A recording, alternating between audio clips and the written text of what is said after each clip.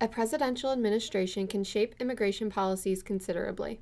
Dr. Adbel Rodriguez is an immigration lawyer who has studied a president's influence on the immigration process. The administration has an impact not only on policy and on influencing changes in the law, and also how people view these issues and how these issues are talked about, what the level of discourse is in the country on these issues. Yes, each administration kind of has its own approach and has its own impact on those things. But it's important to remember that this isn't a partisan issue, that each administration has essentially ramped up and used the immigration system more harshly than each before it, and that's regardless of party. The current administration has implemented policies that detains families who have migrated to America into detention centers. There are only 3 detention centers still open in America, one of them being in Pennsylvania. John Michael is an advocacy programs coordinator for the Pennsylvania Council of Churches. Shutdown Burke's Interfaith Witness is very much a grassroots organization that started around 2014, focusing on families that are in the Berks County Family Detention Center. So that is someone that doesn't look like me, a white male, but it is someone who is running for their lives from Central America. One of the problems with policies that detain families is children being held in detention centers.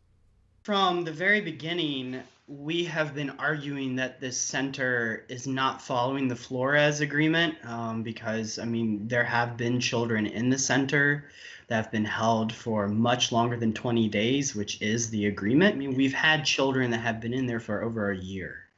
So it's obvious that the Flores Agreement is not being followed at Berks County. That is something that we have brought up a lot and we continue to bring up, but has not been a deal breaker for some reason. And so particularly looking at some laws that were passed and some changes in the laws in the 1990s, we've really seen an escalation of the number of deportations, detention, mandatory deportation, mandatory detention, and collaboration with the criminal justice system in order to target people of color and to target immigrants. And so that's continued to escalate, particularly in recent history with changes in the law under the Clinton administration. Then it was ramped up under the Bush administration, escalated dramatically under the Obama administration, and now we see it being escalated under the Trump administration as well. The Pennsylvania Council of Churches is calling upon Pennsylvania Governor Tom Wolf to shut down the detention center.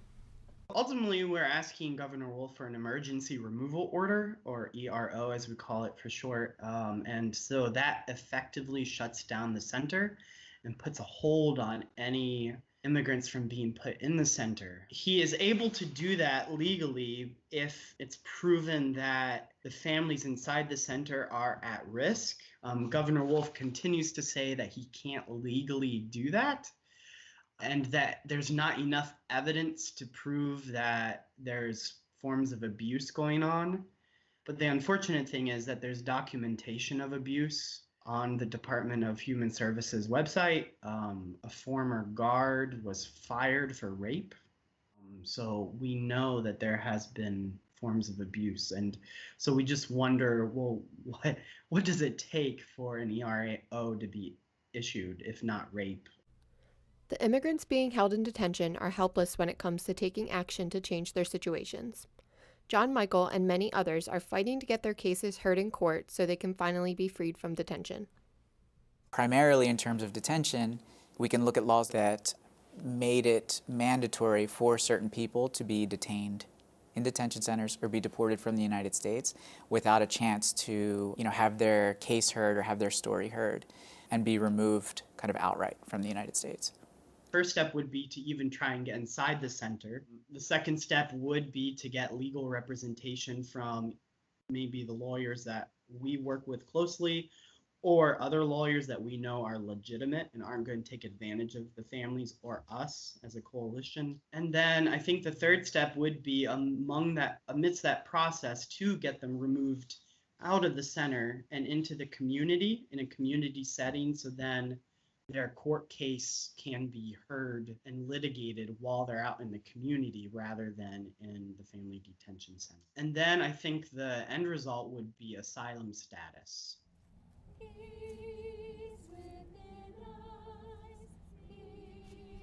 Your help is needed to influence the policies being made regarding family detention. Call your local governor's office and give your voice to those who are still being detained.